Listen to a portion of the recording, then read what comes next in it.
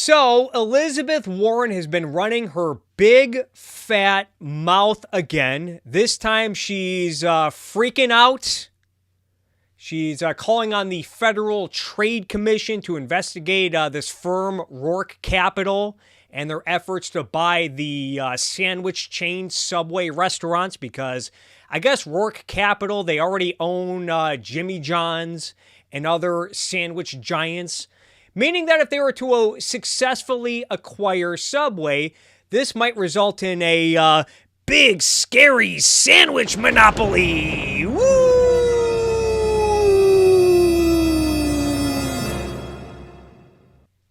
If there's any good news out of all of this, it looks like a lot of people, from what I can tell, they've been mocking and ridiculing Elizabeth Warren for this on Elon Musk's website.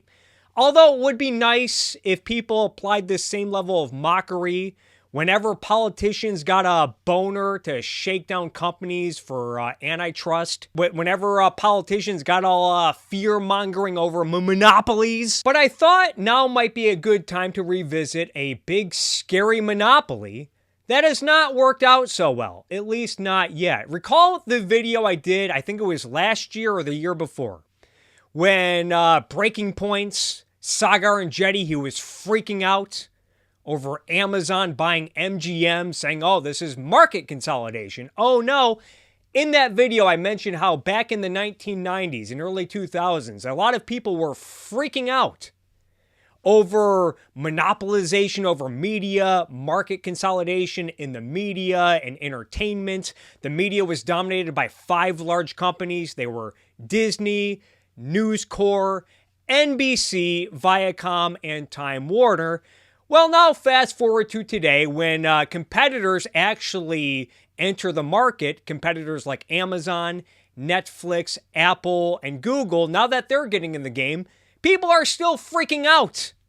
Freaking out because they're big, scary monopolies.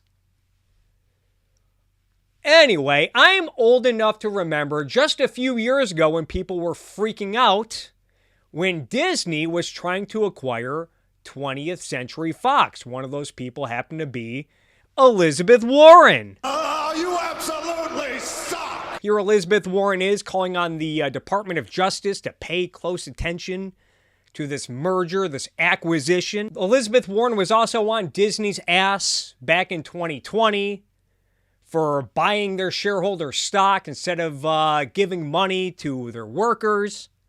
This was a reason why I was a little bit jaded when Elizabeth Warren pretended to care about Tesla's and Twitter's shareholders when Elon Musk was in the middle of buying Twitter. How convenient. This is the one time this crazy lady cares about the interests of shareholders. The one time. And expects us not to notice. What a doofus. Even Bernie Sanders has been on Disney's ass for years. Back in 2018, he was getting all bent out of shape about Disney not using their massive profits to give to their workers. So Disney has been getting it from politicians. Politicians have been all over Disney's asses for years. Anyway, the Disney-Fox merger, it ended up going through, and many people responded for Disney to be broken up. Blow it out your ass. Like this 2019 piece on The Guardian calling for the breakup of Disney. There was also this piece on The Guardian from 2019 by Peter Bradshaw, a monopolistic blob, what the Disney-Fox merger means for cinema. At one point in this piece, it talks about how it's an almost cartoon-like demonstration of alpha capitalism, whatever the fuck that means. Diversity and differentness mush together into a great big monopolistic blob. With each acquisition, the stakes get higher, as do the profit opportunities.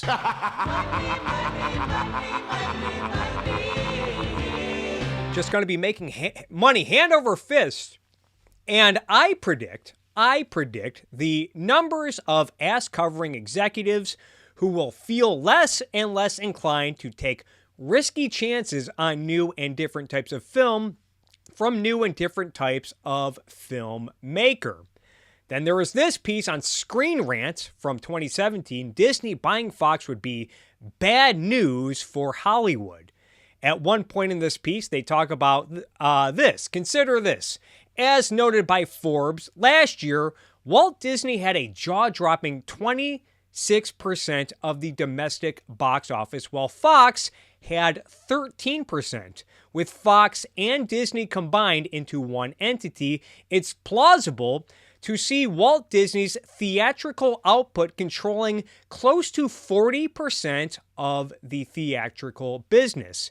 If that were to happen, Disney could have the clout to reconfigure the business of film distribution and the theatrical experience. That could mean higher ticket prices, bigger cuts of the grosses going back to the guys at the top, tougher deals for theaters, and so on.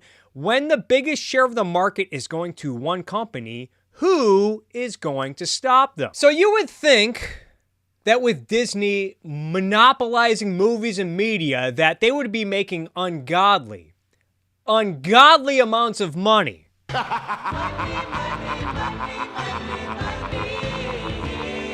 At the very least, you would think that there would be great confidence in the future earnings of Disney, so much so that investors would be tripping over themselves to get their hands on Disney stock. Except that Disney's stock price has been on a decline for roughly the last 2.5 years. In fact, as we can see right here from the Wall Street Journal, it's about half of what it was during its peak all the way back in 2021.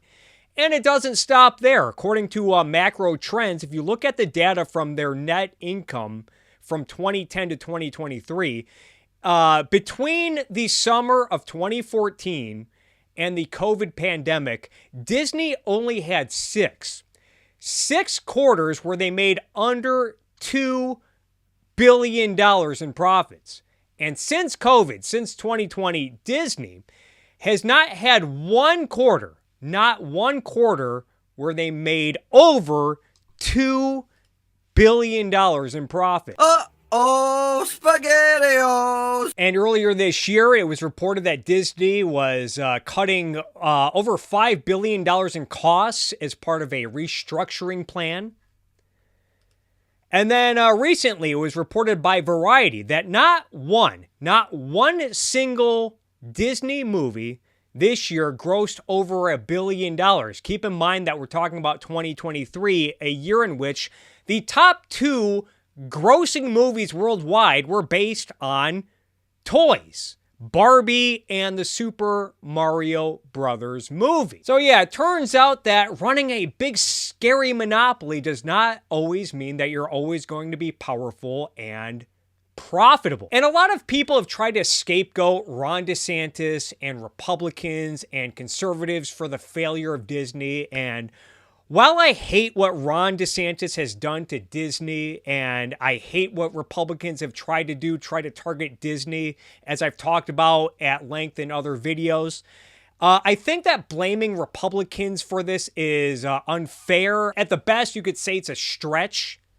And I know conservatives have tried to boycott and cancel Disney many times over the years. Even today, Robbie Starbuck was demanding that people boycott Disney, in an effort to get them to continue advertising on Elon Musk's website. And I'm over here thinking, did I miss the memo? Was there ever a point where conservatives came back to Disney? Now they're turning back on them, calling for another boycott. And maybe there is something here. Maybe this is partly responsible for Disney's decline in profits, but I don't know. This is a pretty big downfall. It would be quite impressive if conservatives have this much influence, but I'm a little bit skeptical. And this brings me to this piece that was written on The Hill on November 25th by Jonathan Turley, titled "Happy Birthday, Adam Smith. The Invisible Hand Just Slapped Disney."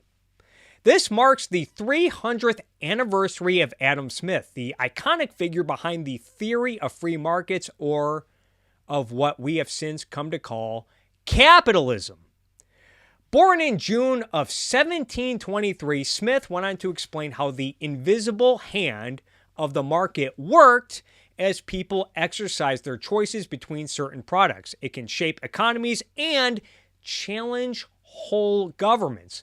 One company in particular appears to be learning that lesson. In recent filings, Disney appears to acknowledge that Smith's invisible hand is giving the House of Mouse the middle finger. In a new corporate disclosure, Disney acknowledges that its controversial political and social agenda is costing the company and shareholders. Piece goes on to say Disney has reportedly lost $1 billion just on 4 of its recent woke movie flops, productions denounced by its critics as pushing political agendas or storylines. Yet until now, the company has continued to roll out underperforming movies as revenue has dropped. What's more, Disney stars persist in bad-mouthing its fabled storylines and undermining its new productions. The company admits that it has suffered a continued slide in impressions, that is, viewership, by 14%. And let me just say, I get the hatred for Disney amongst conservatives, especially considering that Disney, they have gotten involved in preaching politics and whatnot. Meanwhile, they bend the knee to communist China. Oh, you absolutely suck! Especially when Disney puts out crap movies like Strange World, which was a movie that I wanted to like. When I saw previews for Strange World, I thought, wow, this animation looks amazing. And even when the movie starts, it's like a throwback to the swashbuckling adventures in TV and movies in the mid-20th century. And then you get to the end of the movie and you find out that it's environmentalist garbage. When the characters realize that the Earth, the planet they're living on, is a living organism, and that their potato batteries that they've been using to power their electronics and power their wonderful industrialized society, well, it's killing the Earth's immune system.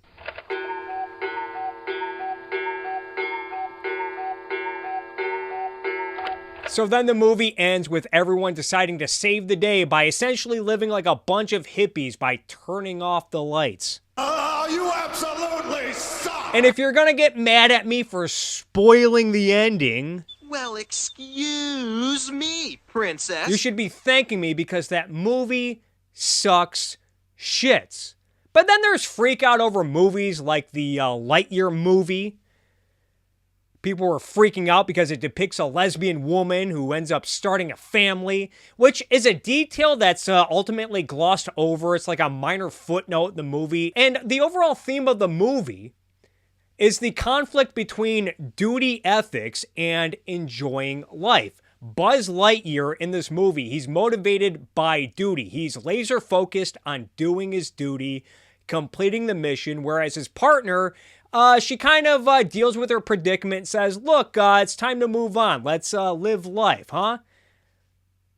She's trying to encourage Buzz Lightyear to kind of move on and enjoy his life, whatever's left of his life. And then Buzz Lightyear, he's ultimately confronted with the logical consequences of his duty ethics when he meets his crazy-ass future self. And isn't this what everyone should want for their kids, even conservatives? Isn't this what conservatism is all about? Starting a family, that's what they view as fulfillment. That's what the lesbian does in this movie. Starts a family, wants to get on with life. Doesn't everyone want that for their kids? For them to really enjoy life, get the most out of life, rather than just blindly following orders? But oh no, you guys, lesbians!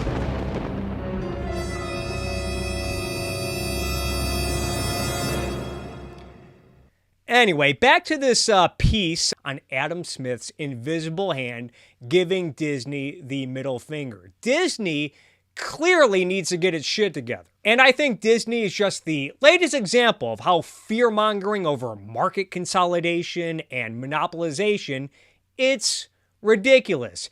Disney is either gonna make shareholders richer by making consumers happy by providing quality products and entertainment, in which case government regulation, government intervention is outrageous.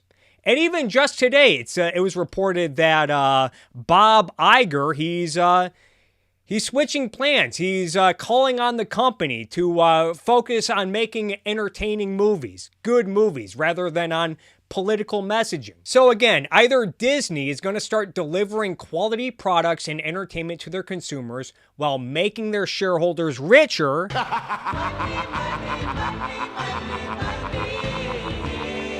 or Disney is going to continue to catch these invisible hands, in which case government regulation is unnecessary.